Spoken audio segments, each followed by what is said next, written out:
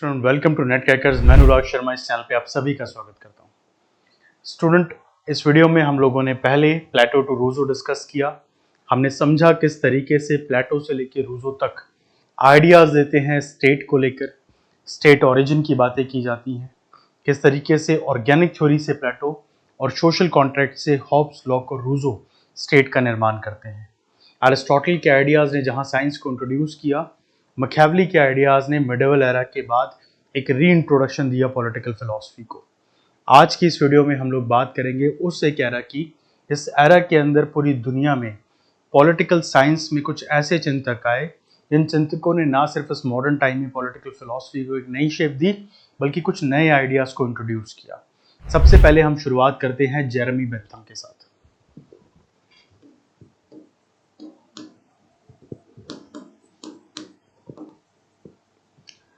Bentham की जब आप बात करेंगे तो एक आइडिया, एक विचार जो यहां से जुड़ता है वो है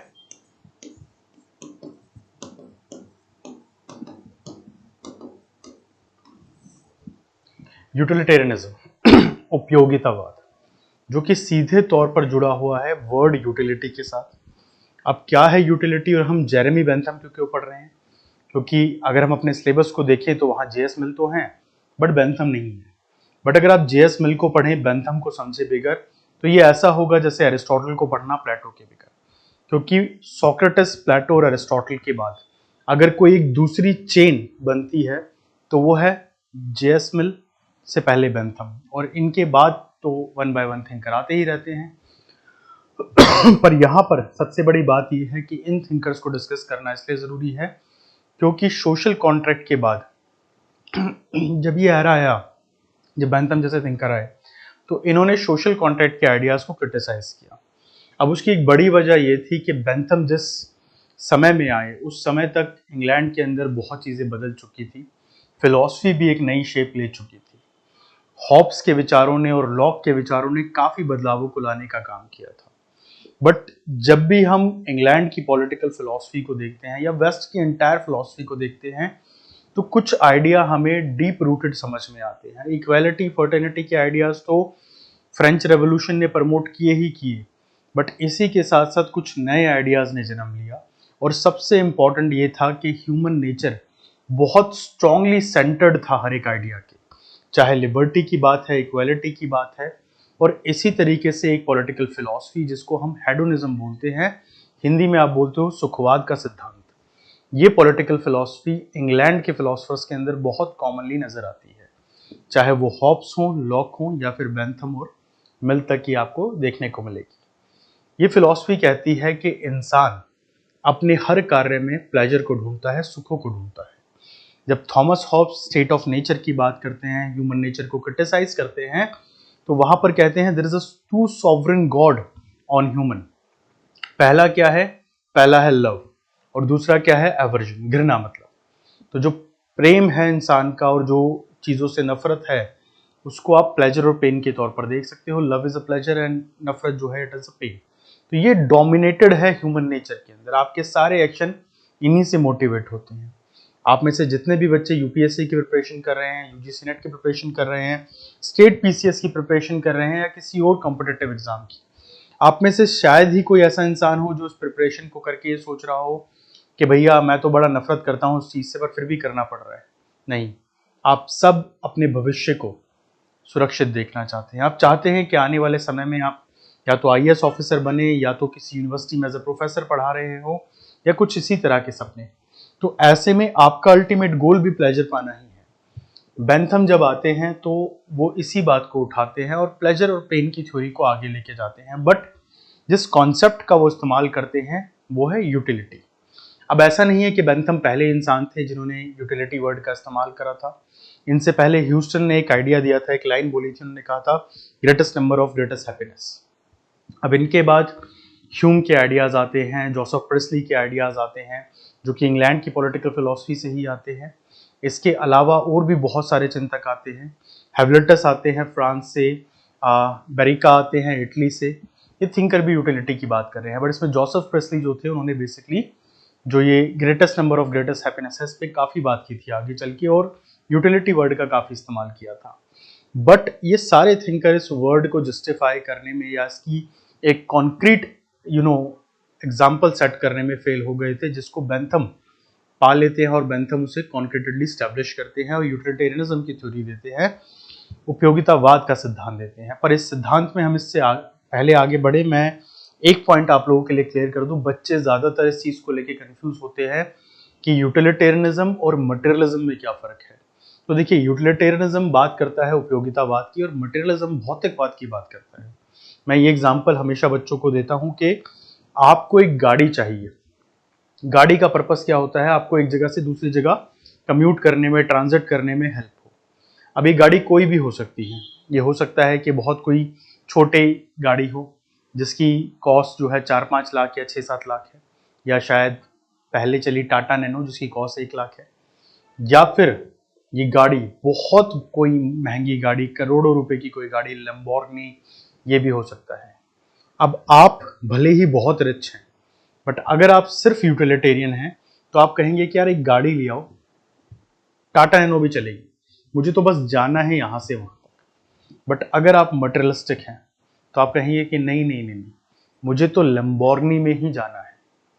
ठीक है, तो ये जो माइंडसेट है जहां आप भौतिक चीजों से ज्यादा इंप्रेस हैं, उसको बोलते हैं मटेरियलिज्म। एक और एग्जांपल बहुत शायद वैलिड होगा। मैंने थोड़े दिनों पहले एक न्यूज़ भी सुनी थी जहां कोई एक बच्चा बहुत दिनों तक घर पे फास्टिंग कर रहा था कि अपनी माँ के आगे कि मुझे एप्पल का फ़ोन दिलाओ तभी मैं जो है खाना खाऊंगा। तो फ़ोन तो यूटिलिटी है, बट एक पर्टिकुलर ब्रांड का फ़ोन खरीदना वो है मटेरियलिज्म।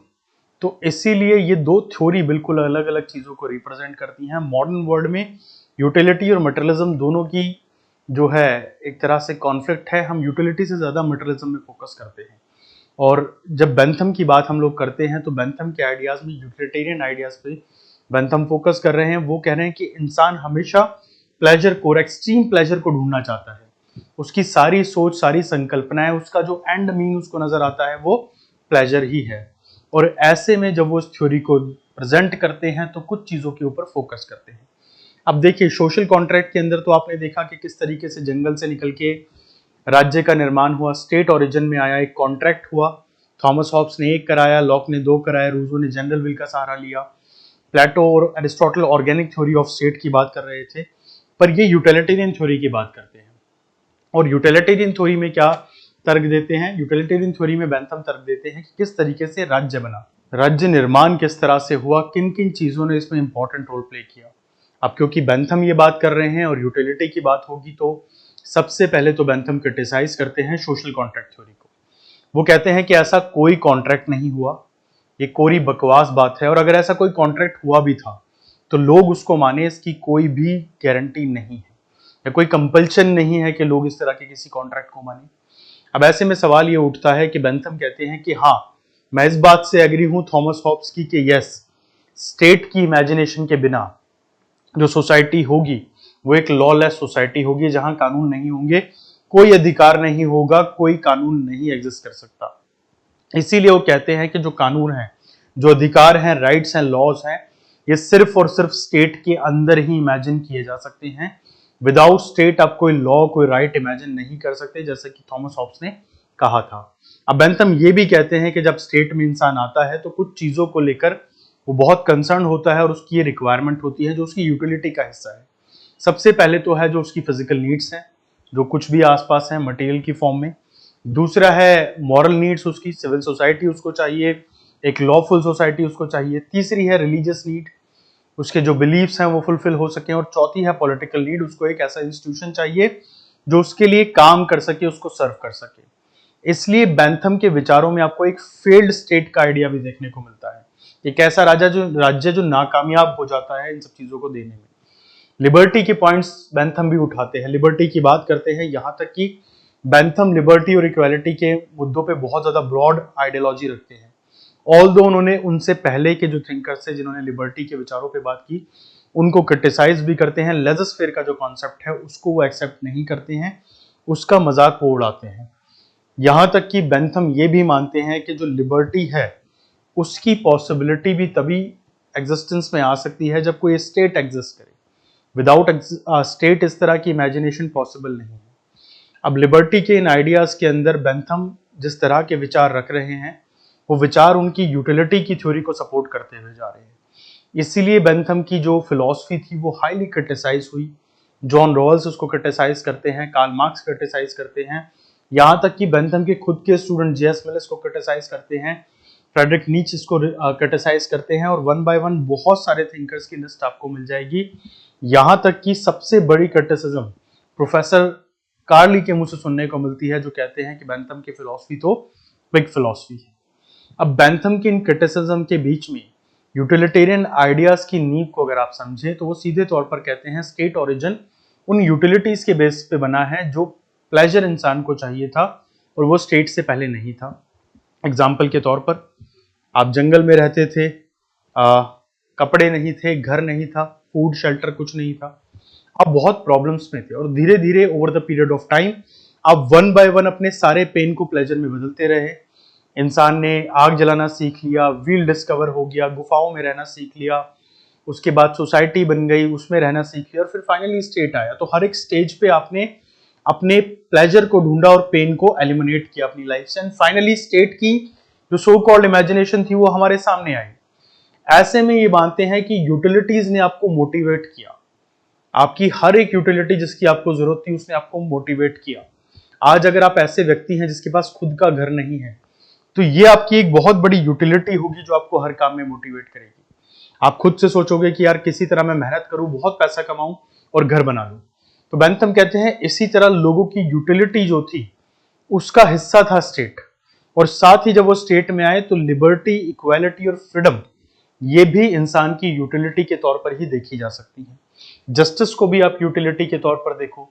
रॉल्स कहते हैं कि जस्टिस यूटिलिटी नहीं नेसेसिटी है, ठीक है, कि वो यूटिलिटी नहीं है भाई, वो नेसेसिटी है। अगर जस्टिस नहीं होगा तो स्टेट स्ट्रक्चर ही फेल हो जाएगा, स्टेट में रहने का कोई मतलब ही नहीं बनेगा, क्योंकि अन्याय तो आपके ऊपर, एनार्कियल सिचुएशन तो स्टेट से पहले भी थी। तो अगर स्टेट में भी जस्टिस नहीं मिलेगा तो क्या फायदा, फिर तो जंगल में जाके रह लो। तो इसी तरह बेंथम की फिलॉसफी क्रिटिसाइज भी बहुत ज्यादा हुई। ऑल्दो बेंथम बहुत ब्रॉड आइडियाज को रखते थे कई जगह, बट हमें ये समझ में आता है कि बेंथम जिस दौर में थे उस दौर के अंदर उनके आइडियाज को कंटेम्पररी थिंकर्स जो थे यूटिलिटेरियन वो सपोर्ट कर रहे थे, और कुछ जगह पर बेंथम क्रिटिसाइज भी हो रहे थे। ऑल्दो अगर आप टाइम फ्रेम को देखें तो बेंथम और हीगल एक ही टाइम के आपको नजर आएंगे। यहाँ यूके में बेंथम थे और वहां जर्मनी में हीगल थे। बट इस समय में भी बेंथम के विचारों में दो चीजों को लोगों ने कैच किया। पहली बात तो ये कि यूटिलिटेरियन आइडियाज को आप इग्नोर नहीं कर सकते, आप ये नहीं कह सकते कि बेंथम की बात पूरी तरीके से गलत है। दूसरी बात ये कि बेंथम के विचारों के अंदर प्रमोट हो रही थी कैपिटलिज्म और कैपिटलिस्ट स्ट्रक्चर। बट अगर हम इसको बहुत ब्रॉडर सेंस में देखें तो यूके की पूरी पॉलिटिकल फिलॉसफी, इंग्लैंड की पूरी पॉलिटिकल फिलॉसफी में ही कैपिटलिज्म छाया रहा है हमेशा से। हर एक थिंकर प्राइवेट प्रॉपर्टी को या एक ओपन मार्केट को सपोर्ट करता रहा है। तो बेंथम ने अगर ऐसा किया तो वो बड़ी बात नहीं थी। अब बेंथम जिस फिलॉसफी को रखते हैं, क्योंकि वो क्रिटिसिज्म का पार्ट बन जाती है, तो उन्हीं के स्टूडेंट जेम्स मिल ये सोचते हैं कि क्यों ना इस फिलॉसफी को थोड़ा मॉडिफाई किया जाए और वो सारे एक्सपर्ट जिन पे बेंथम ने नहीं बात की उनको थोड़ा ठीक किया जाए। बट अनफॉर्चुनेटली जेम्स मिल ये काम कर नहीं पाते, तो अपने बेटे जॉन स्टुअर्ट मिल को ये काम देते हैं। जॉन स्टुअर्ट मिल बेंथम की फिलॉसफी को पढ़ते हैं और उसमें उन पोटेंशियल कमियों को निकालते हैं जिसको वो ठीक करना चाहते हैं। उदाहरण के तौर पर जो बेंथम की फिलॉसफी थी उसको बेंथमिज्म कहा जाता है, और जॉन स्टुअर्ट मिल जब फिलॉसफी देते हैं तो उसको रिवाइज बेंथमिज्म कहा जाता है। अब इस फिलॉसफी में सबसे पहली बात तो ये कहते हैं कि इंसान जो है वो सिर्फ प्लेजर सीकिंग एनिमल नहीं है, इंसान बहुत सारे और एस्पेक्ट्स के ऊपर भी काम करता है। There are a human emotion, there are a kindness, there is a sense of mutual cooperation. ऐसा बहुत कुछ है जो इंसान को मोटिवेट करता है, और ऐसा कहना कि जो एंड मीन है वो सिर्फ और सिर्फ प्लेजर है वो गलत होगा। इस तरीके से वो बेंथम की हार्डकोर रिजिड फिलॉसफी को थोड़ा न्यूट्रलाइज करने की कोशिश करते हैं ताकि वो क्रिटिसिज्म से बचे। साथ ही फ्रीडम जैसे कॉन्सेप्ट्स पे भी वो काफी कुछ बोलते हैं। इवन जेएस मिल को तो चैंपियन ऑफ फ्रीडम भी कहा जाता है। वो जेएस मिल ही थे जिन्होंने फ्रीडम को इतना ज्यादा इंपॉर्टेंस दिया कि उनको नेगेटिव लिबर्टी को प्रमोट करने के लिए भी जाना जाता है। अब नेगेटिव लिबर्टी बेसिकली एक ऐसा कॉन्सेप्ट है जहां पर स्टेट मिनिमल है और इंडिविजुअल हाईएस्ट है। वहीं बेंथम के आइडियाज में लेजर फेयर का जो कॉन्सेप्ट है उसको तो भले ही वो रिजेक्ट कर रहे हैं, बट इंडिविजुअल लिबर्टी उनके लिए भी सेंटर है। वो स्टेट की एग्जिस्टेंस को इंडिविजुअल लिबर्टी से जज कर रहे हैं और कह रहे हैं कि अगर इंडिविजुअल फ्री नहीं है तो स्टेट के होने ना होने का कोई मतलब नहीं होता। उसी तरह से जेएस मिल जो हैं वो जब इंडिविजुअल लिबर्टी को प्रमोट करते हैं तो वो ये तक कहते हैं कि जो किसी भी तरह का ऑपरेशन है, रोक टोक है इंडिविजुअल के ऊपर, उसकी फ्रीडम के ऊपर रिस्ट्रेंट है, अगर ऐसा कुछ होता है तो ये कहना कि स्टेट में आप लिबर्टी से जी रहे हो गलत होगा। अब ऑफ कोर्स ये क्रिटिसिज्म का हिस्सा भी बनेगा, क्योंकि लोग कहते हैं कि भाई जेएस मिल तो स्टेट स्ट्रक्चर के खिलाफ ही जा रहे हैं, अगर इंडिविजुअल स्टेट से ज्यादा मजबूत है तो फिर स्टेट की एग्जिस्टेंस का कोई मतलब ही नहीं रह जाता।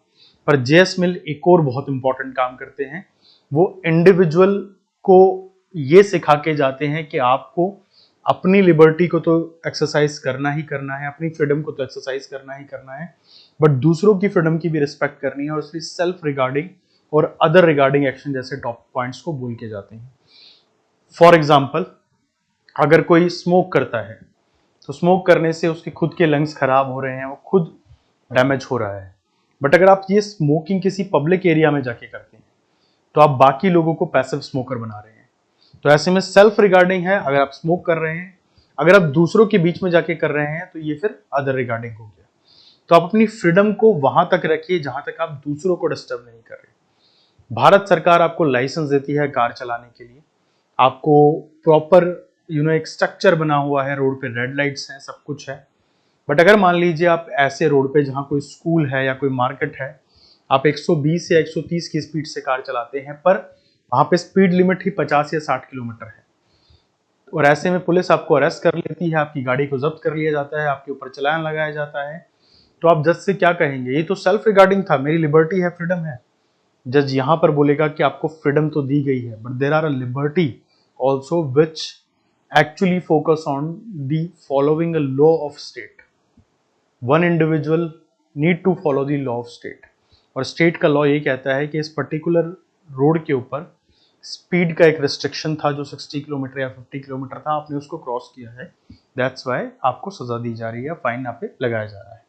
तो इसी तरह से सेल्फ रिगार्डिंग और अदर रिगार्डिंग एक्शन पे ये एक बहुत इंपॉर्टेंट कंट्रीब्यूशन देखे जाते हैं।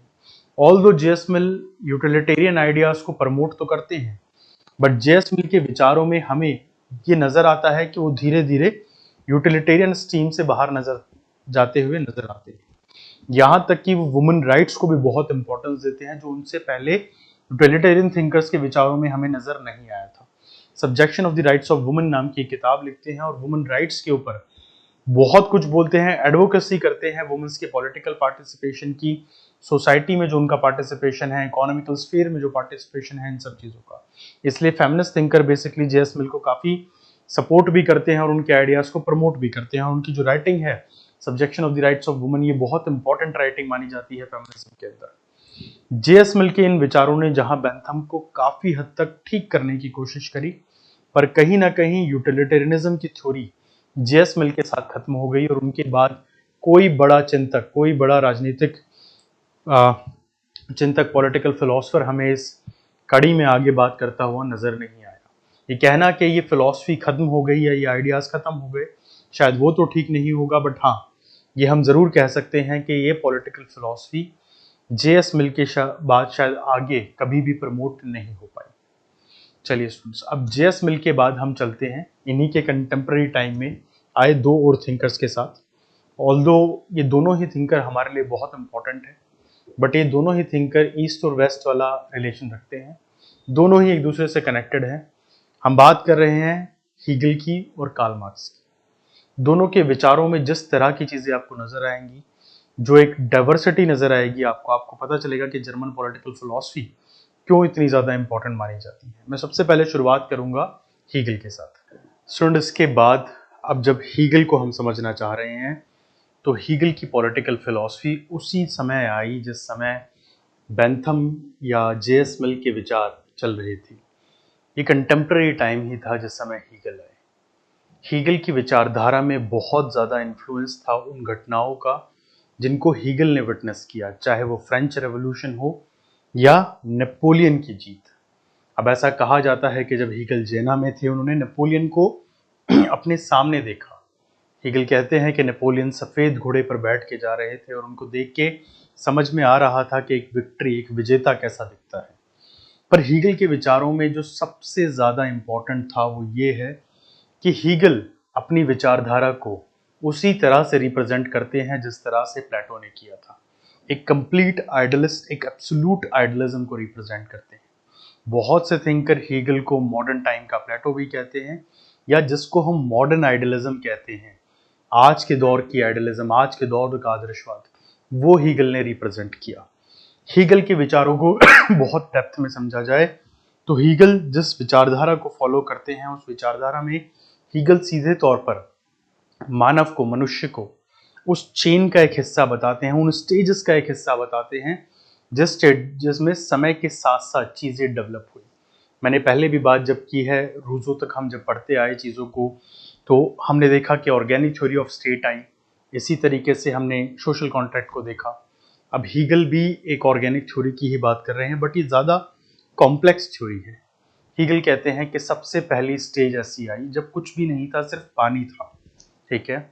और उसके बाद फिर सेकंड स्टेज आई जब प्लांट्स आ गए, एनिमल्स आ गए, धीरे धीरे बाकी डेवलपमेंट होने लगी, क्लाइमेट बन गया, बारिश आने लगी, ये सब एक्सेट्रा। इसके बाद जो नेक्स्ट स्टेज आई, उस स्टेज में इंसान है, ठीक है। अब हीगल कहते हैं हर एक स्टेज पहले से ज्यादा रैशनल कॉम्प्लेक्सिटी से भरी हुई थी। अब इंसानों के बाद फिर एक और स्टेज आई, जिस स्टेज में इंसान की डेवलपमेंट और आगे पहुंच गई। इसके बाद आती है फिफ्थ स्टेज। इस स्टेज तक आते आते इंसानों की डेवलपमेंट इतना आगे पहुंच चुकी है कि इकोनॉमिकल इंटरडिपेंडेंस क्रिएट हो चुकी है, आर्थिक तौर पर एक दूसरे के साथ जुड़ाव जो है वो क्रिएट हो चुका है। अब इसके बाद फाइनल स्टेज की बात करते हैं, जो कि है ओरिजिन ऑफ स्टेट, राज्य का अवतरण। तो इसलिए कहते हैं कि इन सब स्टेजेस में हाईएस्ट स्टेज जो है वो स्टेट का बनना है, और सबसे ज्यादा रैशनल भी है, तार्किक भी है। क्यों? क्योंकि यहां तक आते आते मनुष्य बुद्धि, मनुष्य का जो दिमाग है वो इतना तेज हो चुका है कि वो राज्य की जरूरतों को, स्टेट की इंपॉर्टेंस को समझ सकता है। अब हीगल के लिए ये आइडियाज देना उस समय में एक बहुत चुनौतीपूर्ण काम भी था, बिकॉज इस दौर तक जो मॉडर्नाइजेशन है, जो टेक्नोलॉजी की बातें हैं, डेवलपमेंट की बातें हैं, साइंस की बातें हैं, ये यूरोप के अंदर अपने चरम पे थी। और ऐसे समय में अगर कोई थिंकर एक पॉलिटिकल फिलॉसफी को रिप्रेजेंट करे जो आइडियलिज्म से भरी हो, तो ये मान के चलना चाहिए कि बहुत क्रिटिसिज्म उसको झेलनी पड़ेगी, बट ऐसा हुआ नहीं। हीगल उस कंटेम्प्रेरी टाइम में जर्मनी की पॉलिटिकल फिलॉसफी में इतना फेमस हो गए कि एक दौर ऐसा भी आया कि जर्मनी का कंप्लीट एकेडमिक्स जो था वो दो हिस्सों में बट गया, लेफ्ट हेगेलियंस एंड राइट हेगेलियंस। और हीगल बहुत पॉपुलर हो गए जर्मन पॉलिटिकल फिलॉसफीज के अंदर। हीगल के आइडियाज पे लोग बातें करने लगे, हीगल की विचारधारा को और डेप्थ में जाके समझने लगे, और हीगल ने जन्म दिया एक नई बहस को। और वो बहस ये थी कि ज्यादा इंपॉर्टेंट क्या है। हीगल स्टेट की थ्योरी जब बोलते हैं तो कहते हैं real is rational and rational is real, कि मतलब जो वास्तविक है उस पर तर्क किया जा सकता है, और जो तार्किक है वो वास्तविक है।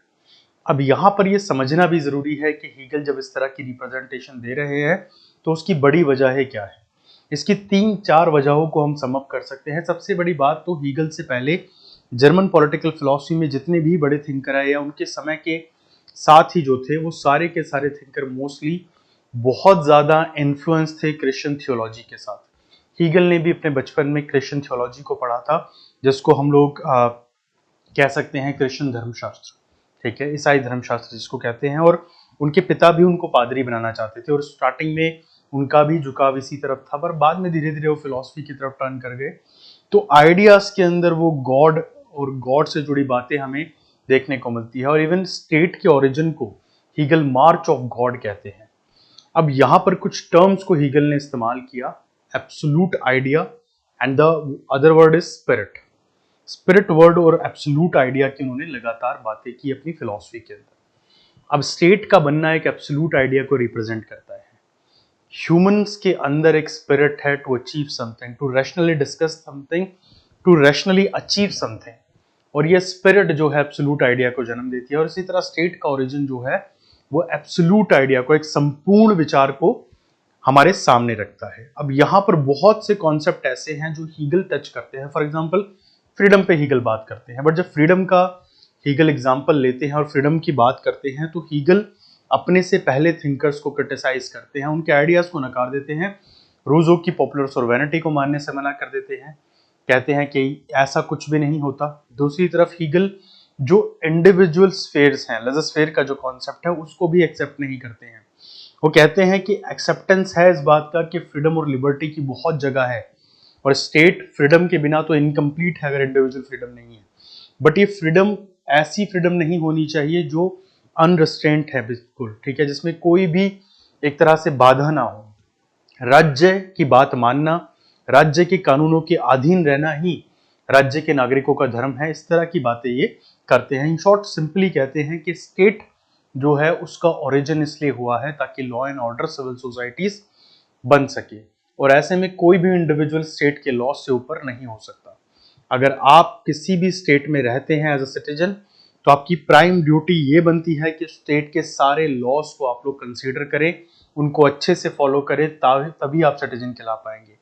और आपकी फ्रीडम इसी बात में निहित है कि आप रैशनली अपनी फ्रीडम को एक्सरसाइज करें and you just make sure कि आपकी फ्रीडम किसी दूसरे की फ्रीडम को किसी भी तरीके से डिस्टर्ब नहीं कर रही है। अब ये कुछ हद तक जेएस मिल का जो आइडिया है self regarding and other regarding हमें उससे जुड़ा नजर आता है। वहीं स्टेट का जो कॉन्सेप्ट है पर्टिकुलरली आइडियलिस्ट थिंकर्स के लिए स्टेट कोई छोटी मोटी चीज नहीं है। उनके लिए स्टेट वो अचीवमेंट है जिसके थ्रू वो एक स्टेबिलिटी को क्रिएट करना चाहते हैं ह्यूमन सोसाइटी के अंदर। अब इमेजिन कीजिए आप लॉज की बात कर रहे हैं, जस्टिस की बात कर रहे हैं, बट ये सब पॉसिबल नहीं है अगर स्टेट नहीं है। तो स्टेट एक सुप्रीम अथॉरिटी है, इसलिए उन्होंने कहा द मार्च ऑफ गॉड, भगवान का अवतरण। अब हीगल की ये फिलॉसफी जो थी वो सुनने में बहुत अच्छी थी पर समझने में बहुत कॉम्प्लेक्स थी। ऐसा कहा जाता है कि हीगल के विचारों ने जर्मनी की पॉलिटिकल फिलॉसफी में एक एलिटिज्म को क्रिएट किया था, जो ऑफ कोर्स नो डाउट अगर आप यूरोप की पूरी पॉलिटिकल फिलॉसफी को पढ़ेंगे तो दी एक्सट्रीम एलिटिज्म आपको समझ में आएगी। इवन अगर हम स्पेसिफिकली बात करें एंशिएंट पॉलिटिकल थिंकर्स प्लेटो और एरिस्टोटल की, तो वो एलिटिज्म क्रिएट है ऑलरेडी। इन्होंने भी उस एलिटिज्म को क्रिएट करने की कोशिश करी। इनके लिए मोनार्की ज्यादा स्टेबल इंस्टीट्यूशन था as compare to the democracy. ये मोनार्की को ज्यादा अच्छा मानते हैं और देयर इज नो डाउट कि ये नेपोलियन से बहुत ज्यादा इन्फ्लुएंस थी, वो भी एक बड़ा रीजन हो सकता है। बट हीगल को ये लगता है कि democracy as a institution, as a political institution शायद बेटर सर्व ना कर पाए। अब ऐसे ही विचार हमें प्लेटो के साथ देखने को मिले थे, जो लोगों को, आम लोगों को इतना ज्यादा एजुकेटेड या रिस्पॉन्सिबल नहीं मानते कि वो किसी देश की पॉलिटिकल ऑर्डर में कंट्रीब्यूट कर सके डायरेक्टली। उसी तरह के विचार हीगल के भी मिलते हैं। हीगल सीधे तौर पर ये कहते हैं कि इंडिविजुअल के पास राइट है कि वो पॉलिटिकल स्फेयर्स के साथ जुड़े, पॉलिटिकली एक्टिव हो, बट वो इंडिविजुअली डिसाइड करे कि पॉलिटिक्स, कंप्लीट कंट्री की पॉलिटिक्स कैसे चलनी है, शायद वो ठीक नहीं होगा। एंड समहाउ डेमोक्रेसी का अगर मेन मोटो समझा जाए, बी आर अम्बेडकर जी ने कहा था वन मैन वन वोट, ठीक है, तो एक व्यक्ति और एक वोट और one will decide the destiny. बहुत बार आप सुनते हैं ना कि एक वोट से कोई हार गया या 10 वोटों से हार गया, 20 वोटों से हार गया, तो ये बताता है कि एक वोट की भी कितनी वैल्यू है डेमोक्रेसी के अंदर। यहाँ पे हीगल लोगों को रिस्पॉन्सिबल नहीं मानते कि वो डेमोक्रेटिक ऑर्डर में इतना ज्यादा घुस सके या इतना ज्यादा एक तरह से आप कह सकते हैं कि इन्वॉल्व हो सके कि वो डेमोक्रेसी वो या पॉलिटिकल ऑर्डर्स को डिसाइड करे। तो इस तरह बेसिकली वो इसको हटा देते। अब ये वो टाइम था हीगल का, बेसिकली अगर इस चेन को हम समझे तो हीगल ने आइडियलिज्म में जो किया था, इस आइडियलिज्म को शेप देते हुए हीगल ने सिंपल सा एक काम किया था। अगर हम प्लेटो का एग्जांपल ले तो प्लेटो तो बहुत डिटेल में समझा रहे हैं ना, हीगल बहुत सिंपल सी बातें करते हैं। हीगल एक वर्ड स्पिरिट जो है, इसके थ्रू इंडिविजुअल का जो सेंस है, एक रैशनल सेंस जो है, उसको प्रमोट कर रहे हैं और उसी से ना सिर्फ स्टेट को बना रहे हैं, स्टेट को चलना कैसे है इसकी बातें कर रहे हैं। आइडियल किंग बेसिकली यहाँ पर ये नहीं बोलते हैं, बट मोनार्की जो है इनके लिए बहुत एक इंपॉर्टेंट एस्पेक्ट आप मान के चल सकते हैं हीगल की पूरी फिलॉसफी के अंदर, पॉलिटिकल फिलॉसफी जो इनकी है उसके अंदर। अब हीगल के इन विचारों से बहुत सारे तर्कों ने और एक तरह से आप कह सकते हैं फिलॉसफिकल कॉन्सेप्ट्स ने भी जन्म लिया। ऐसा कहा जाता है कि हीगल की जो आइडियाज़ थे उन्होंने जर्मनी के अंदर जिस एलिटिज्म को क्रिएट किया, कहा गया कि German peoples are the real Aryans, ठीक है, सबसे कहते हैं ना दुनिया की सबसे अच्छी ब्रीड जो है, द मोस्ट प्योरेस्ट ब्रीड, वो जर्मन है, हीगल ऐसा कहते हैं। अगर आप एडोल्फ हिटलर को पढ़ें तो कुछ इसी तरह के विचार समझ में आएंगे। No doubt Adolf Hitler was highly impress with Hegel. मजाक में ही ऐसा कहा जाता है कि Adolf Hitler and Mussolini, they both are highly impress with Hegel and they actually followed Hegel in many of their ideas and their speeches to give a reference, and that's why they both consider as the son of Hegel. Monarchy जहां पर majorly promote होगी, कहीं ना कहीं fascism के ideas जो हैं, absolutism के आइडियाज जो हैं उसके साथ कनेक्ट हो ही जाएंगे, और ऐसा ही बिल्कुल हीगल के साथ भी हो। एक पॉइंट जो यहाँ पर हम जरूर से ऐड करेंगे, वो एक कॉमन पॉइंट है जो हीगल से भी जुड़ता है, प्लेटो से भी जुड़ता था और आगे चल के कार्ल मार्क्स से भी जुड़ेगा। वो है एक मेथडोलॉजी। मैं यूजुअली इन लेक्चर्स के अंदर मेथडोलॉजी को ज़्यादा डिस्कस नहीं कर रहा हूँ, बट मेथडोलॉजिकल आइडियाज़ जो होते हैं थिंकर्स के, वो बहुत इंपॉर्टेंट होते हैं। मेथडोलॉजी के अंदर हीगल ने इस्तेमाल किया था डायलेक्टिक्स का, हिंदी में आप बोलते हैं द्वंद्वात्मक पद्धति। डायलेक्टिक्स बेसिकली 3 चीज़ों को फॉलो करता है, थेसिस, एंटीथेसिस एंड सिंथेसिस, वाद, प्रतिवाद और संवाद। अब जब हिस्टोरिकल डायलेक्टिज्म का इन्होंने इस्तेमाल किया बड़े तौर पर, तो हिस्टोरिकल डायलेक्टिज्म को लेकर भी काफ़ी चीज़ें उठ जाती हैं। फॉर एग्जांपल प्लेटो जब इसको इस्तेमाल करते हैं तो इंडक्टिव और डिडक्टिव दोनों मेथड्स का ये इस्तेमाल करते हैं। हीगल के लिए आता है कि ये इंडक्टिव मेथड्स को ज़्यादा फोकस करते हैं।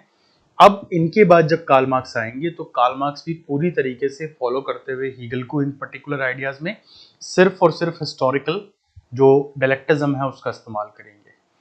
इतिहास को पढ़ना, समझना और इतिहास के बेसिस पे ही, इतिहास को एक सेंटर मान के, हिस्ट्री को एक सेंटर मान के पूरी की पूरी थ्योरी को अज्यूम करना, इसी को आप हिस्टोरिकल डायलेक्टिज्म कह सकते हैं। और इसीलिए बहुत ज़्यादा क्रिटिसाइज भी हुए हीगल अपने समय में, और आगे चल के कार्ल मार्क्स जब इन आइडियाज़ को रिप्रेजेंट करेंगे तो वो भी बहुत ज़्यादा क्रिटिसाइज होते हैं।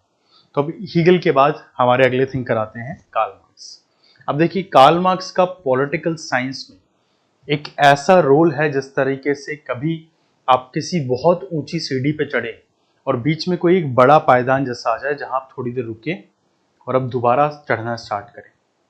मैं ऐसा इसलिए कह रहा हूं क्योंकि कार्ल मार्क्स की एंट्री पॉलिटिकल फिलॉसफी में आपके सोचने और समझने के तरीके को इतना ज़्यादा स्ट्राइक करती है कि ये कहना बड़ा मुश्किल हो जाता है कि कार्ल मार्क्स सही है या गलत है। अगर आप उन्हें गलत कहते हैं तो आप कैपिटलिज्म को सपोर्ट करते हैं, अगर आप उन्हें सही कहते हैं तो आप फिर उस एनार्की को सपोर्ट करते हैं जो कहीं ना कहीं कार्ल मार्क्स के आइडिया क्रिएट कर सकते थे। एक बड़ा क्वेश्चन जो मार्क्सिज्म पे उठता है वो ये है कि मार्क्सिज्म ने आज तक कोई स्टेबल सिस्टम या स्टेबल स्टेट नहीं दिया। अब फॉर एग्जांपल मार्क्सिज्म की अगर बात की जाए तो कम्युनिज्म के नाम से हम इस थ्योरी को जानते हैं। चाइना का एग्जाम्पल ले लीजिए या फिर रशिया का एग्जाम्पल ले लीजिए, जहां पर राइट्स नाम की कोई चीज़ ही नहीं है। डेमोक्रेसी या फिर आप कहें कि पॉलिटिकल सिस्टम जो है वो पूरी की पूरी तरह एब्सोल्यूटिज्म को फॉलो करते हैं। आप चाइना में अगर रहते हैं तो आप अपनी वॉइस इस तरह राइज नहीं कर सकते सरकार के अगेंस्ट। एग्जांपल देता हूँ, जैक मा एक बहुत बड़े बिजनेसमैन है चाइना के सबसे अमीर इंसान है। उन्होंने गवर्नमेंट के लिए कुछ कह दिया था और 1 महीने के लिए वो गायब हो गए। 1 महीने के लिए ही इज नोवेयर, किसी को नहीं पता था वो कहाँ थे। और जब वो वापस आए तो फिर उन्होंने गवर्नमेंट की तारीफ करना स्टार्ट किया, बट उसके बाद फिर वो नज़र ना के बराबर ही आते हैं। अभी रशिया की अगर हम बात करें, यूएसएसआर की अगर हम पहले बात करें, तो वहाँ के सिस्टम भी हम लोग जानते हैं।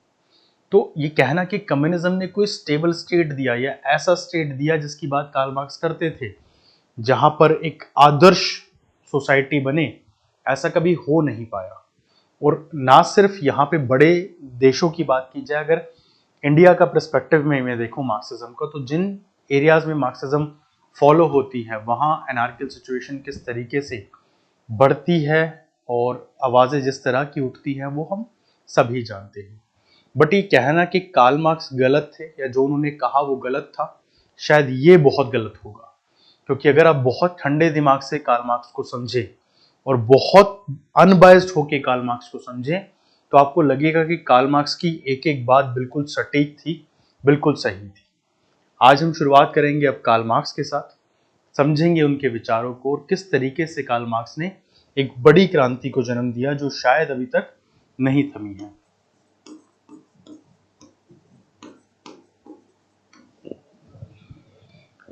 अब कार्ल मार्क्स के विचारों में तो बहुत से विचार हैं जिनको हम फॉलो कर सकते हैं, बट इन विचारों की शुरुआत सबसे पहले कार्ल मार्क्स के जीवन से ही होनी चाहिए। मार्क्स के जीवन को अगर आप समझें तो ये बहुत स्ट्रेट फॉरवर्ड हमारे आगे आता है। एक बड़ी बात जो मार्क्स के जीवन से जुड़ी रहती है वो ये है कि इन्होंने अपने पूरे जीवन में कभी भी बहुत स्टेबल अच्छा टाइम नहीं देखा। ऐसा कहा जाता है कि फाइनेंशियली बहुत चैलेंजेस इन्होंने फेस किए और एक समय ऐसा आया जब फ्रेडरिक एंजल्स जो इनके दोस्त थे उन्होंने ही इनको फाइनेंशियल मदद करते थे ताकि अपना जीवन चला सकें। छोटी मोटी राइटिंग्स लिख के, आर्टिकल्स लिख के जो थोड़ा बहुत पैसा आता था उससे ही अपना गुजारा चलाया करते थे। बट कार्ल मार्क्स की पॉलिटिकल फिलॉसफी उनकी निजी जीवन से बहुत अलग थी। कार्ल मार्क्स जिस दौर में जन्मे वो ऐसा समय था जब इंडस्ट्रियल रेवोल्यूशन अपने पीक पे थे और पूरी दुनिया के अंदर ही यूरोप जो था सेंटर था इंडस्ट्रियलाइजेशन का। हम कई बार जब एनवायरनमेंट को भी पढ़ते हैं तो मैं हिस्ट्री ऑफ पोल्यूशन की बात करता हूँ, जहाँ पर इस पर्टिकुलर फेस को हम लोग डिस्कस करते हैं। ये पर्टिकुलर टाइम जो था 16, 17 और 18 सेंचुरी का, इस समय इंडस्ट्रियल रेवोल्यूशंस जिस तरह हमने देखे, जिस तरह इंडस्ट्रीज की ग्रोथ हुई, ऐसे में एक बिल्कुल नई क्लास ने जन्म लिया, लेबर्स की क्लास। और ये वो टाइम था जब ह्यूमन लाइफ की वैल्यू कैपिटलिस्ट के लिए और इन इंडस्ट्रीज में जो सिस्टम था वहां पर जीरो होके रह गई थी। ऐसे बहुत से एग्जाम्पल देखने को मिलते हैं जब मास लेवल पे लोग मारे जाते थे और कोई एक्शन नहीं होता था गवर्नमेंट की तरफ से किसी के लिए भी। अब आप इमेजिन कीजिए कि आज के टाइम में इतना ज़्यादा जागरूकता है, इतनी ज़्यादा अवेयरनेस है, इतने सारे लॉज हैं, स्टेट इतने स्टेबल हो चुके हैं, तब भी हम देखते हैं कि लेबर्स के खिलाफ कुछ भी हो जाए, कोई लेबर मारा जाए, कोई बड़ा एक्शन नहीं होता। तो उस समय सोचिए कैसी सिचुएशन होगी। अब कार्ल मार्क्स उस समय स्टडी करते हैं काफ़ी सारी चीज़ों को। ऑफ कोर्स वो यूरोप के बारे में स्टडी करते हैं, एशिया को भी पढ़ते हैं। और कार्ल मार्क्स उस समय हिस्ट्री को एक एग्जाम्पल लेते हुए एक आइडियोलॉजी को रिप्रेजेंट करते हैं, जो आइडियोलॉजी डायरेक्टली स्ट्राइक करती है कैपिटलिज्म को और कैपिटलिस्ट पॉलिसीज को। ये जो प्रॉफिट मेकिंग स्ट्रक्चर है ना कैपिटलिज्म का, इसको वो स्ट्राइक करते हैं और ह्यूमन वैल्यूज को रिप्रेजेंट करने की कोशिश करते हैं with the ideas like class struggle, base and super structure जैसे आइडियाज, एलिनेशन जैसे कॉन्सेप्ट। सीधे तौर पर कहते हैं कि समाज में जो चीजें खराब हैं उसका जड़ जो है वो है आर्थिक स्थिति। कार्ल मार्क्स को समझने के लिए सबसे पहले तो आपको यही समझना जरूरी है कि कार्ल मार्क्स का जो क्रिटिसिज्म है वो पर्टिकुलरली है किस चीज की। कार्ल मार्क्स की पूरी फिलॉसफी को समझा जाए तो जिस तरह के आइडियाज वो रिप्रेजेंट करते हैं वो एक कॉन्फ्लिक्ट को समझा रहे हैं बड़े तौर पर, जो कॉन्फ्लिक्ट इसके बीच में है प्रोलेटरेट्स के बीच में और उस समय के कैपिटलिस्ट के बीच में, बेसिकली जिसको वो बॉर्जवा कम्युनिटी कहते हैं, which are the rich people. अब हीगल ने इन आइडियाज को जब रिप्रेजेंट करा तो बड़े तौर पर मटेरियलिज्म का इस्तेमाल किया, डायलेक्टिकल मटेरियलिज्म का इस्तेमाल किया। अब ये आइडियाज कहाँ से आए या ये फिलॉसफी कहाँ से जन्म लेती है, तो जब कार्ल मार्क्स बहुत यंग थे अपने कॉलेज के दिनों में, he was a young Hegelian, Hegel को फॉलो किया करते थे और हीगल ने डायलेक्टिकल आइडियलिज्म को दिया था और कार्ल मार्क्स ने मटेरियलिज्म का यहाँ पर इस्तेमाल किया और डायलेक्टिक मटेरियलिज्म को दे दिया। ऐसे में थिंकर्स ने कहा कि it is a turning upside down, standing Hegel on his head. ये बड़ा फेमस एक कोट हुआ, standing Hegel on his head. That means Karl Marx ने हीगल के विचारों को बिल्कुल बदल के रख दिया, अलग तरीके से रिप्रेजेंट कर दिया। अब ऐसा हुआ इसलिए कि कार्ल मार्क्स ने इस कॉन्फ्लिक्ट को समझाने के लिए पूरे इतिहास को ही अपने हिसाब से मोल्ड कर दिया। अब ऐसा इसलिए हम लोग कह रहे हैं क्योंकि कार्ल मार्क्स की फिलॉसफी को जब हम पढ़ते हैं तो सीधे तौर पर ऐसा लगता है कि कार्ल मार्क्स जो बताना चाह रहे हैं उसी के हिसाब से इतिहास, पूरी जो हिस्ट्री है वो चलती हुई आ रही है। अब ये कॉन्फ्लिक्ट क्या है और इससे जुड़ी हुई क्या वजहें हैं उसको हम समझते हैं। तो एक क्लास कॉन्फ्लिक्ट को जब ये समझाते हैं तो बहुत सारे अलग अलग आइडियाज देते हैं। सबसे पहले तो हिस्टोरिकल बेसिस पे कार्ल मार्क्स कई ऐसे आइडियाज को देते हैं जो आगे चल के ये समझाते हैं कि कार्ल मार्क्स के लिए हिस्ट्री का क्या रोल था। तो कार्ल मार्क्स कहते हैं कि जो पूरा इतिहास है वो इसी चीज पर बेस्ड है कि किस तरीके से जो एक ग्रुप है, एक क्लास है, उसने दूसरी क्लास को एक्सप्लॉइट किया है डिफरेंट मीन्स के थ्रू। अब जब स्टार्टिंग की वो बात करते हैं बिल्कुल इनिशियल फेज की, तो वो कहते हैं वहां पर डिस्ट्रीब्यूशन ऑफ लेबर को, डिस्ट्रीब्यूशन ऑफ लेबर के बाद चीजें धीरे धीरे चलती रही और फिर वो दौर आया जिसमें वो लोग जी रहे थे। और ऐसे में कार्ल मार्क्स कई सारे ऐसे इंपॉर्टेंट आइडियाज को रखते हैं। सबसे पहला आइडिया जो है that is a class struggle, एक ऐसा कॉन्फ्लिक्ट जो वर्ग संघर्ष कहलाता है, जो अनंत है, चलता ही रहेगा हमेशा और चलता आ रहा था। यहाँ पर ये होता है कि जो रिच सोसाइटी है वो, या जो रिच लोग हैं वो जो लेबर हैं उनको एक्सप्लॉइट करते हैं और एट द एक्सट्रीम उनको एक्सप्लॉइट करते हैं। अब कार्ल मार्क्स जब इस पूरे आइडिया को समझाते हैं क्लास स्ट्रगल के आइडियाज को, तो बहुत सारे उदाहरण इसमें जोड़ देते हैं। For example means of production क्या क्या है, उसके इफेक्ट क्या है, कैपिटलिस्ट सोसाइटी किस तरह डेवलप हुई, उस कैपिटलिस्ट सोसाइटी ने क्या क्या डेवलप किया, इन सब चीज़ों के ऊपर बात करते हैं। अब कॉन्फ्लिक्ट की बेसिक वजह तो हमें समझ में आ रही है, जो कि है बेसिकली इकोनॉमिकल डिफरेंसेस।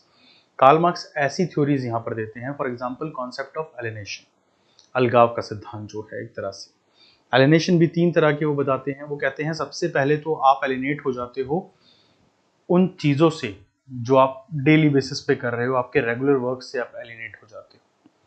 अब मान लीजिए एक लेबर है जो एक ही काम को रोज करता जा रहा है, सालों से कर रहा है, उसको उस काम की फिक्स इनकम दी जा रही है from the very long time. 10 साल से वो इंसान मूर्ति बना रहा है और 10 साल से उसको रोज मूर्ति बनाने के 100 रुपये मिलते हैं, ठीक है। जबकि जो मूर्ति बेचने वाला है वो पहले 10 साल पहले उसको 50 रुपये में बेचता था, आज 5,000 में बेच रहा है, पर लेबर को आज भी वो उतना ही पैसा दिए जा रहा है। तो ऐसे में होता क्या है कि इंसान एलिनेट हो जाता है अपने काम से, आर्ट से, उसकी इंटरनल जो रैशनैलिटी है चीज़ों को लेके, उससे वो एलिनेट होता है। दूसरा एलिनेशन उसको सोसाइटी से होता है। अब वो कहते हैं कि धीरे धीरे इंसान अपनी इकोनॉमिकल कंडीशंस की वजह से और वो जिस एक माहौल में डल रहा है, वो धीरे धीरे समाज से भी कट जाता है। और लास्ट एलिनेशन जो है वो उसका खुद से है। अब वो खुद से भी एलिनेट हो जाता है। इसका एग्जाम्पल तो मैं आपको दे सकता हूँ टीचिंग उसमें भी। इवन कई बार ये मैं भी नोटिस करता हूँ अपने साथ भी, ऐसा बहुत बार होता है। इवन अगर आप लोग मेरी क्लासेस रेगुलर देखते हैं लेक्चर्स को, तो आई रियली डोंट फील इतना ज़्यादा कि भाई बहुत सा सवर के आना है, मुझे जो मिलता है मैं वही पहन लेता हूँ। कई बार बाल बिखरे हुए रहते हैं और वीडियो के बाद कई बार जो मेरे वीडियो एडिटर हैं वो टोकते हैं कि सर आपके बाल बिखरे हुए हैं। अब ऐसा नहीं है कि मैं खुद से एलिनेट हुआ हूँ या अपने काम से एलिनेट हुआ हूँ, बट हाँ, एक काम जो आप बहुत सालों से कर रहे हो, उसे करने के बाद फिर आप उस काम में इतना घुल जाते हो कि आप बाकी चीज़ों को ध्यान नहीं दे रहे हो। बट यहाँ पर कार्ल मार्क्स इसको एक नेगेटिव सेंस में समझा रहे हैं, और उनका नेगेटिव सेंस ये कहता है कि आप इतने ज़्यादा एलिनेट हो जाते हो चीज़ों से, इतने ज़्यादा अलग हो जाते हो कि आप खुद को भी एक इंसान के तौर पर खो देते हो। और ये इसलिए होता है क्योंकि जो सिस्टम कैपिटलिस्ट ने बनाए हैं उस सिस्टम में आपकी डेवलपमेंट के लिए कुछ भी नहीं है, सब कुछ उनको फेवर कर रहा है। दूसरा इंपॉर्टेंट आइडिया है सुपर स्ट्रक्चर का, बेस और सुपर स्ट्रक्चर का। अब इसको मैं बहुत सरल से एग्जांपल से समझाता हूँ। मान लीजिए कि आप एक व्यक्ति हैं जिसके पास 10,000 रुपये हैं और आपके घर के सामने ही एक दूसरा इंसान है जिसके पास 10 करोड़ है। अब आप दोनों में से ज्यादा कंसर्न कौन होगा अपने पैसे की सिक्योरिटी के लिए? वो जो जिसके पास 10,000 है, वो जिसके पास 10 करोड़ है। अब आप में से बहुत लोग कहेंगे कि सर जिसके पास 10,000 है शायद उसके लिए वो 10,000 भी बहुत बड़ी चीज़ है, तो वो भी उतना ही कंसर्न होगा। बट अगर कार्ल मार्क्स के हिसाब से प्रैक्टिकल चीज़ों को समझा जाए तो जिसके पास चीज़ें कम है उसको उतनी ज़्यादा चीज़ों की ज़रूरत नहीं होगी, शायद वो सिक्योरिटी को लेके, पुलिस को लेके, इन सब चीज़ों को लेके इतना कंसर्न नहीं होगा। बट जिसके पास 10 करोड़ है वो बहुत कंसर्न होगा। वो चाहेगा एक गेटेड कम्युनिटी हो, सोसाइटी हो, पुलिस का सिस्टम अच्छा हो, जस्टिस का सिस्टम अच्छा हो, उसके पैसे को, उसकी प्रॉपर्टीज़ को, उसके एसेट्स को प्रोटेक्शन मिले। तो कार्ल मार्क्स कहते हैं कि जितने भी इंस्टीट्यूशन आपको दिखते हैं, चाहे वो पॉलिटिकल है, सोशल है, जुडिशियल है, इकोनॉमिकल है, ये सारे इंस्टीट्यूशन अमीर लोगों के द्वारा बनाए गए हैं और उन्हीं को सर्व कर रहे हैं, और इसका अल्टीमेट बेनिफिट इसी क्लास को मिल रहा है। और जो लेबर क्लास है, पुअर क्लास है, वो कंप्लीटली एक्सप्लॉइटेड है सिस्टम के अंदर। उसके लिए कोई न्याय नहीं है, उसके लिए कोई सेफ्टी नहीं है, कोई सिक्योरिटी नहीं है, कोई जस्टिस उसको सर्व नहीं हो रहा है।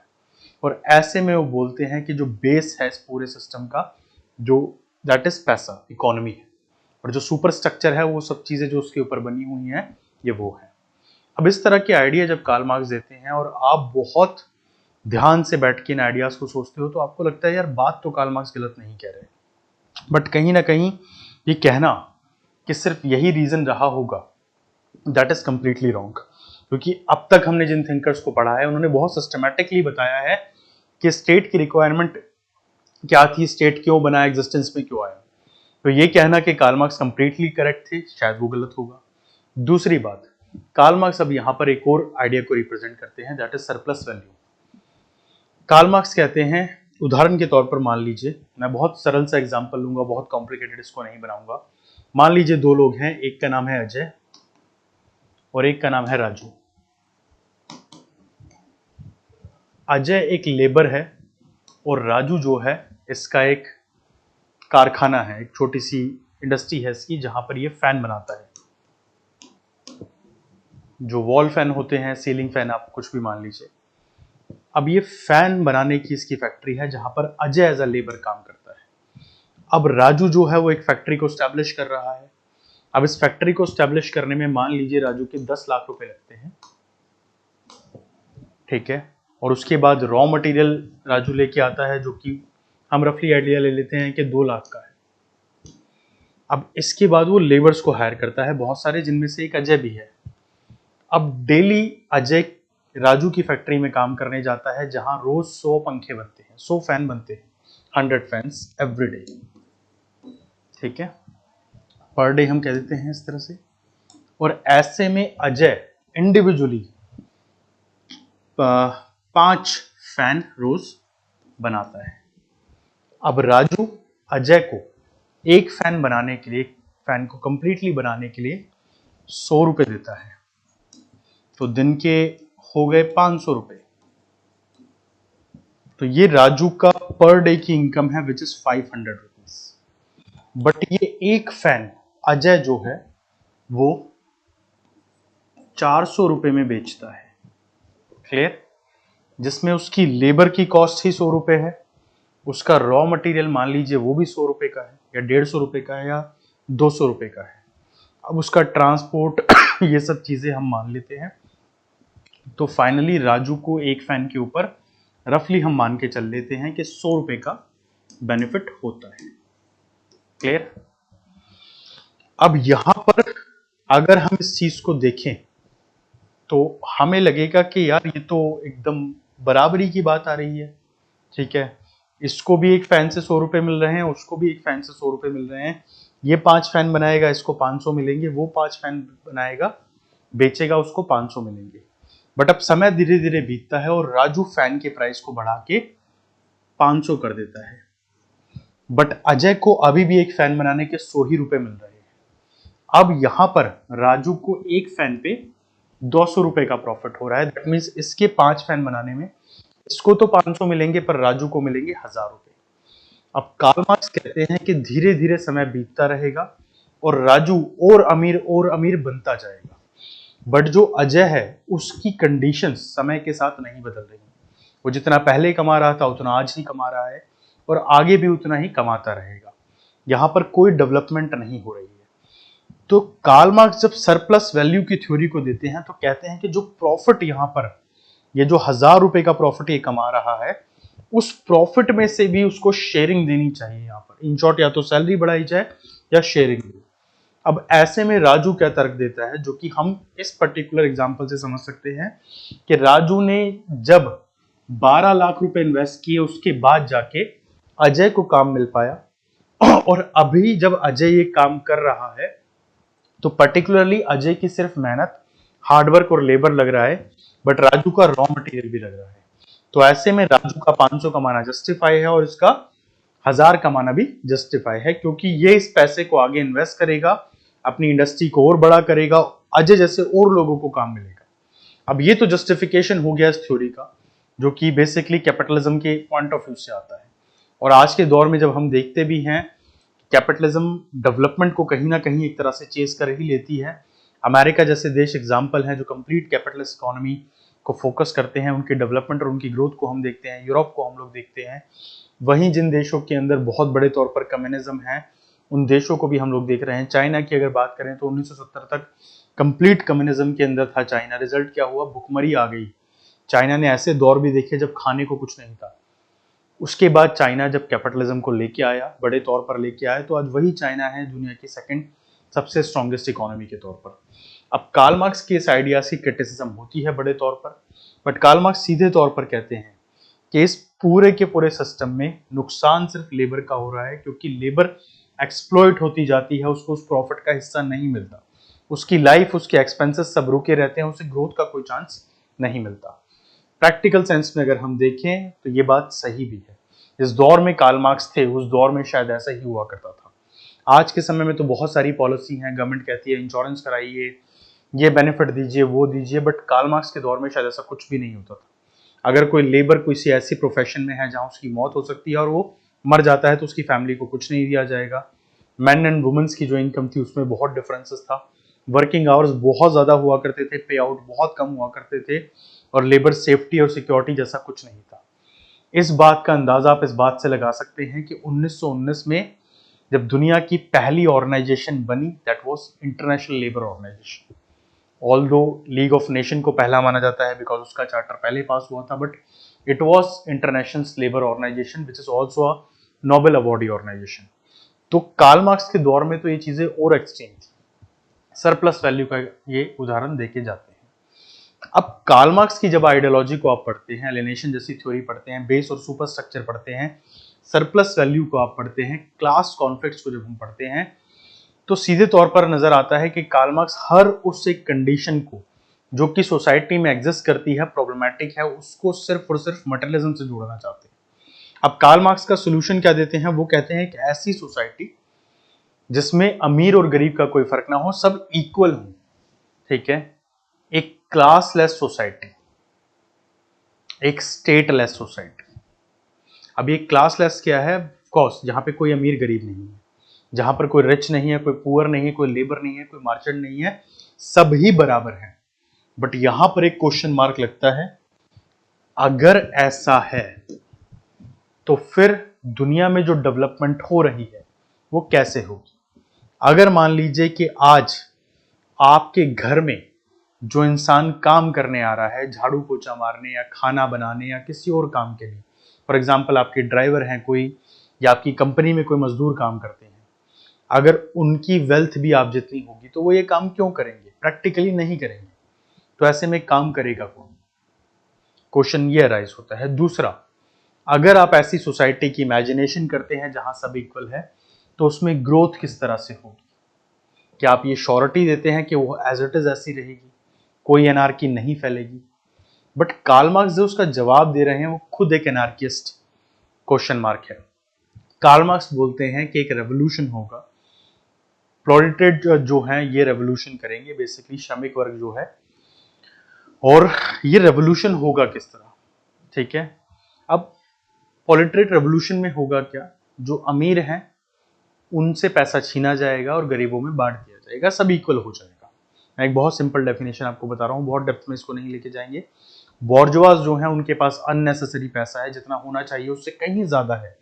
सारे रिसोर्सेज के मालिक बहुत कम लोग हैं। कई बार ऐसा सुनते हैं ना कि पूरे देश की जो इकोनॉमी है, जो पैसा है, वो सिर्फ 1% लोगों के पास है।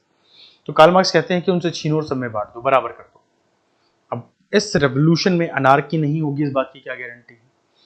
और यहां पर सबसे बड़ा क्वेश्चन यह है कि जो अमीर है, क्या वो हर इंसान एक्सप्लोटेशन से ही अमीर बना है, दूसरों को एक्सप्लॉइट करके? क्या हर इंडस्ट्री, हर एक सेक्टर में इस तरह की एक्सप्लोटेशन हो रही है? और अगर ऐसा है तो इस बात की क्या श्योरिटी है कि जब आप उनको लूट के पैसा बराबर बांट दोगे, वो लोग भी गरीब हो जाएंगे, तो उस समय सोसाइटी जो है उस एक बेसिक सिविल स्ट्रक्चर पे खड़ी रह सकेगी, जिसको बनाने में आपको एक बहुत लंबा समय लगा है। ऑल्दो कार्ल मार्क्स हर बात का जवाब देने की कोशिश जरूर करते हैं, वो रेवोल्यूशन के बाद की कंडीशंस पे भी बात करते हैं, बट कहीं ना कहीं कार्ल मार्क्स के आइडियाज लोगों को सेटिस्फाइड नहीं कर पाते। सबसे बड़ी क्रिटिसिज्म कार्ल मार्क्स की यही है कि उन्होंने डायलेक्टिक्स का इस्तेमाल जो किया है, वो मटेरियलिज्म के साथ साथ हिस्ट्री को बहुत ज़्यादा एज्यूम करके चलते हुए चले, और ये कहना कि एग्जैक्टली हिस्ट्री पूरी इस एजम्पशन के ऊपर बेस्ड है और मटेरियलिज्म ने ही सब कुछ यहाँ तक लाके खड़ा करा है, ये शायद बिल्कुल एक गलत एग्जाम्पल है। इसलिए कार्ल मार्क्स की क्रिटिसिज्म भी बहुत ज़्यादा होती है। ऑल्दो कार्ल मार्क्स के आइडियाज रेवोल्यूशनरी थे, उसमें कोई डाउट नहीं है। कार्ल मार्क्स ने जिस तरह की नींव रखी, उन आइडियाज को आगे चल के बहुत से थिंकर्स ने बोरो किया, पर 3 नाम ऐसे आए जिन्होंने कार्ल मार्क्स की आइडियोलॉजी को एक नया रूप दिया। एक नाम था व्लादिमीर लेनिन का, दूसरा नाम था अंतोनियो ग्राम्स्की का, और तीसरा नाम आता है माओ जेडोंग का। अंतोनियो ग्राम्स्की की अगर बात करें तो इटालियन थिंकर थे, ये उस दौर में आए जिस दौर में मुसोलिनी का शासन था। एंटोनियो ग्राम्स्की भी बहुत सारे इंपॉर्टेंट आइडियाज को देते हैं और उनकी एक राइटिंग बहुत फेमस होती है जिसमें उनके सारे आइडियाज को आप पढ़ सकते हैं, दैट इज प्रिजन्स नोटबुक, जो कि उन्होंने जेल में लिखी थी। ऐसा कहा जाता है कि जिस समय वो जेल में थे तो वो जेलर से वहां के कुछ पेपर्स और पेन मतलब लिखने के लिए ले लिया करते थे और लिखते रहते थे। 3000 से ज्यादा पन्ने उन्होंने लिखे थे, which is now consider as the only writing of Antonio Gramsci, जो जेल में लिखी गई और जो सबसे इंपॉर्टेंट उनकी राइटिंग बनी। एंटोनियो ग्राम्स्की भी उसी तरह के आइडियाज को रखते हैं और ऑफ कोर्स कार्ल मार्क्स से इंप्रेस्ड हैं, तो कार्ल मार्क्स के विचार तो यहाँ रहेंगे, बट जहां कार्ल मार्क्स के आइडियाज में हमें वैरायटी नजर आती है, एंटोनियो ग्राम्स्की का आइडिया फोकस्ड है कॉन्सेप्ट पे, दैट इज कॉल्ड हेजेमनी। अब यहां पर हेजेमनी के टाइप्स को एंटोनियो ग्राम्स्की समझाते हैं। अब देखिए, जहां पर मैंने ये प्रोलेटरेट रेवोल्यूशन की बात की थी, ठीक है, ये जो श्रमिक क्रांति के विचार इन्होंने दिए थे, इसी तरह के विचार आपको लेनिन के साथ भी देखने को मिलते हैं और लेनिन के टाइम पे तो एक क्रांति हुई भी। एंटोनियो ग्राम्स्की जब अपने विचार रखते हैं समाज के आगे, तो उस समय मुसोलिनी की सत्ता थी और मुसोलिनी ने उनको उठा के जेल में डाल दिया था। एंटोनियो ग्राम्स्की हेजेमनी का जब आइडिया देते हैं तो ये आइडिया बेसिकली स्ट्राइक कर रहा है सोसाइटी के अंदर अलग अलग तरह की हेजेमनी को, चाहे वो एलीट हेजेमनी है, कल्चरल हेजेमनी है, पॉलिटिकल हेजेमनी है। इसको टोटलिटेरियनिज्म के आइडियाज आपको हैना एरेंट के साथ तो पढ़ने को मिलेंगे, पर एंटोनियो ग्राम्स्की भी टोटलिटेरिज्म पे बहुत कुछ बोलते हैं, फासिज्म पे बहुत कुछ बोलते हैं। कहते हैं जो लोग आज आपको एक्सप्लॉइट कर रहे हैं फासिस्ट बन के, चाहे वो मुसोलिनी है या हिटलर है, ये सारे लोगों ऐसे नहीं है जो आपको मार काट के सत्ता पे बैठे। इनको बड़ी खुशी से अपने कंधों पे बैठा के आपने सत्ता में बैठाया है और जब आपने इनको टॉप पे बैठा दिया है तो आपके ऊपर ये अत्याचार कर रहे हैं। एंटोनियो ग्राम्स्की को ऑल्दो हम लोग पहले भी डिस्कस कर चुके हैं, बहुत रफली मैं आपको थोड़ा सा बता देता हूँ। एंटोनियो ग्राम्स्की का हेजेमनी का आइडिया, जिसमें एक बहुत इंपॉर्टेंट आइडिया है, that is called cultural hegemony. सांस्कृतिक एक तरह से आप कह सकते हैं जो संप्रभुता होती है आपके ऊपर, ऑल्दो संप्रभुता को हम सोवरेनिटी के तौर पर देखते हैं, बट यहाँ पर समझना जरूरी है कि कल्चरल हेजेमनी जो है वो किस तरह से डेवलप होती है। मैं एक उदाहरण के तौर पर आपको समझाता हूँ। आपने दहेज प्रथा, डावरी के बारे में तो सुना होगा, तो कभी एक कोई समय रहा होगा जब डावरी की शुरुआत किसी तरह से हुई हो, जब किसी बहुत आर्थिक तौर पर संपन्न इंसान ने अपनी बेटी की शादी में उसको बहुत सारे गिफ्ट्स दे दिए। अब उसका देखा देख बाकियों ने भी स्टार्ट कर दिया और जब ये सब चलने लगा तो किसी गरीब इंसान की बेटी की शादी हुई और जिस घर में शादी उन्होंने कहा कि भाई हमारे गांव में फलाने ढिमकाने सरपंच की बेटी की शादी में टीवी आया था, साइकिल आई थी, रेडियो आया था, तो आप भी ये सब दीजिए। तो वहां पे जो स्टार्ट हुआ अमीरों के बीच में, अब उसको झेलना पड़ रहा है इस गरीब को, और इस तरीके से धीरे धीरे दहेज प्रथा शायद से बड़े तौर पर इवॉल्व होती चली गई। तो इसने क्या किया, गरीब को एक्सप्लॉइट किया और अमीर तो ऑफकोर्स इसके बेनिफिट उठा ही रहा है, वो दहेज देते भी हैं और लेते भी हैं। और इस तरीके से कल्चरल हेजेमनी में एंटोनियो ग्राम्स्की बोलते हैं कि जो कल्चर है, जो समाज है, जो सोसाइटी है, उसके अंदर एक ऐसा सिस्टम बना हुआ है जो गरीबों को एक्सप्लॉइट करता है और अमीरों को बेनिफिट देता है। अब इस तरह के आइडियाज एंटोनियो ग्राम्स्की रखते हैं, साथ ही उस समय की टोटलिटेरियन रेजीम, फासिस्ट रेजीम्स को भी क्रिटिसाइज करते हैं बड़े तौर पर। एंटोनियो ग्राम्स्की का जीवन बहुत लंबा नहीं रहा, पर उनकी इस राइटिंग ने उनकी पॉलिटिकल आइडियोलॉजी को इटालियन फिलॉसफी के अंदर बहुत इंपॉर्टेंट जगह दी है। वहीं पर कार्ल मार्क्स के विचारों से एक और इंसान बहुत प्रभावित था, जिसका नाम था व्लादिमीर लेनिन। लेनिन बचपन से ही रेवोल्यूशनरी एक्टिविटीज में इन्वॉल्व रहे थे और जिस समय वो ये सब कर रहे थे वो दौर था जब जार का शासन हुआ करता था रशिया के अंदर, और बहुत सारे स्टेट आज तो बढ़ चुके हैं, बट उस समय पर्शियन एम्पायर था, साथ में ऑस्ट्रियो हंगेरियन एम्पायर था और जार बहुत क्रूर राजा माने जाते थे। 1905 में भी रशिया में एक रेवोल्यूशन हुआ था, जिसमें कहा जाता, फर्स्ट रशियन रेवोल्यूशन 1905 में हुआ था, जिसमें जार ने एक्सेप्ट किया था कि भाई हम जो है अब लोगों की बात सुनेंगे, एक पॉलिटिकल ऑर्डर को एस्टेब्लिश करेंगे पार्लियामेंट जैसे, और लोगों का भी एक मत होगा, बट ये just for a name sec, actual में ऐसा कुछ हुआ नहीं। और इसके बाद कुछ पॉलिटिकल एक्टिविटीज बढ़ती रही और दो पॉलिटिकल पार्टीज, एक तरह से दो अलग अलग विंग सामने आए, एक थे मेंशेविक और एक थे बोल्शेविक। बोल्शेविक के साथ जुड़े हुए थे व्लादिमीर लेनिन, और फाइनली जाके रशियन रेवोल्यूशन होता है 1970 में और व्लादिमीर लेनिन सत्ता पे आते हैं। व्लादिमीर लेनिन जब सत्ता पे आते हैं तो ये भी वही रेवोल्यूशनरी आइडियाज कार्ल मार्क्स के लेके आए थे।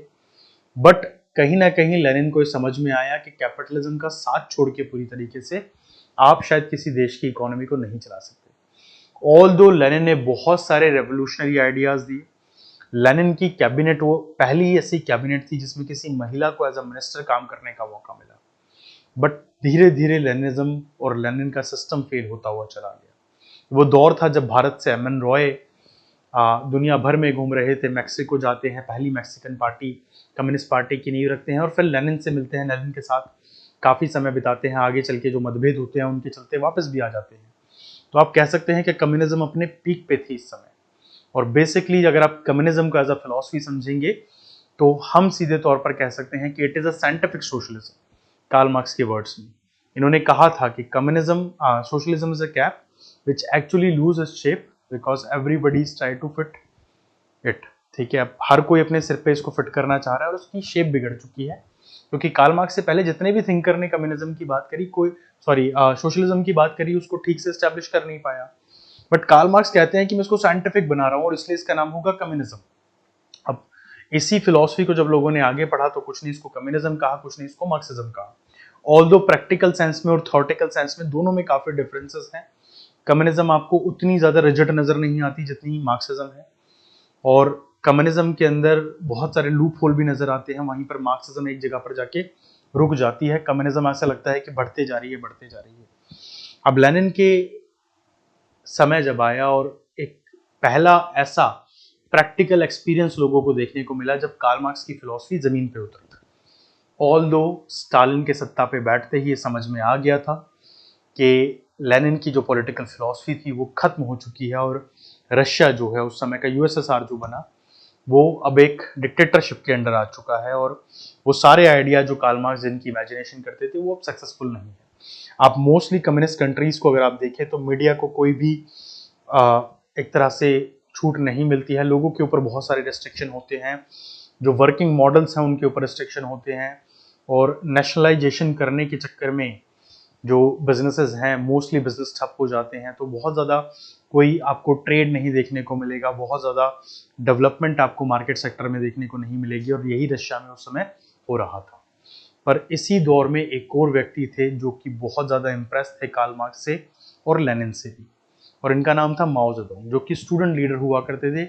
उस समय अगर बात की जाए चाइना की तो कैंचाई शेक की गवर्नमेंट हुआ करती थी, एक्सट्रीमली करप्ट गवर्नमेंट थी, हाईली सपोर्टिव टू अमेरिका।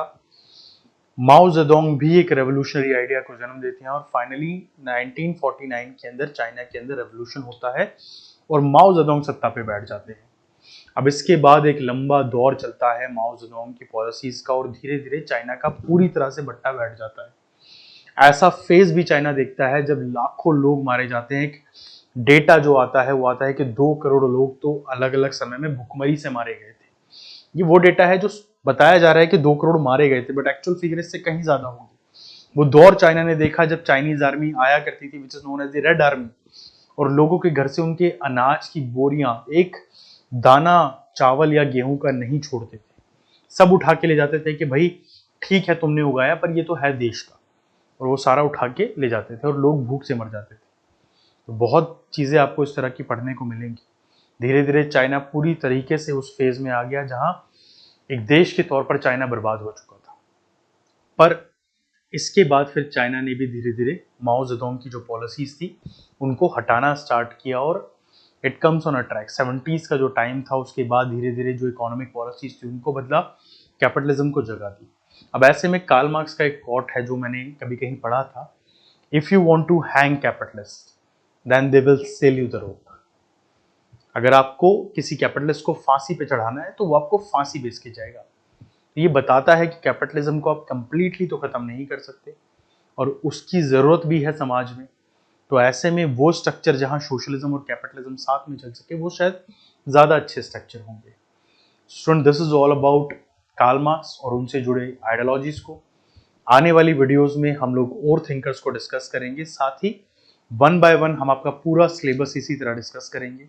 अगर आप लोग भी प्रिपेयर कर रहे हैं दिसंबर 2024 यूजीसी नेट एग्जाम के लिए तो आप नेट क्रैकर्स की ऑनलाइन क्लासेस के साथ जुड़ सकते हैं, जहां आपको हर एक लेक्चर बहुत डिटेल में, बहुत शांति से मैं पढ़ाऊंगा। साथ ही बेसिक से लेके कोर तक हर एरिया को हम लोग कवर अप करेंगे। वन बाय वन हर एक थिंकर को डिस्कस करेंगे, उनसे जुड़े इंपॉर्टेंट राइटिंग्स को डिस्कस करेंगे, उनकी क्रिटिसिज्म अगर किसी ने की तो उसकी बात करेंगे, उनकी मेजर आइडियाज को डिस्कस करेंगे, उनसे जुड़े प्रीवियस ईयर पेपर्स को हम लोग डिस्कस करेंगे। और इसी के साथ आपका सिलेबस ऑन टाइम खत्म करके हम डिस्कस करेंगे 10 ईयर्स क्वेश्चन पेपर्स में एमसीक्यूज को भी, जो आपको हेल्प करेंगे आपके एग्जाम की प्रिपरेशन को बूस्ट करने में। अगर आपका भी सपना है दिसंबर 2024 में यूजीसी नेट को क्वालिफाई करना और आने वाले समय में किसी यूनिवर्सिटी के अंदर एज असिस्टेंट प्रोफेसर बनना, तो आप नेट क्रैकर्स की ऑनलाइन क्लासेस के साथ जुड़ सकते हैं। धन्यवाद।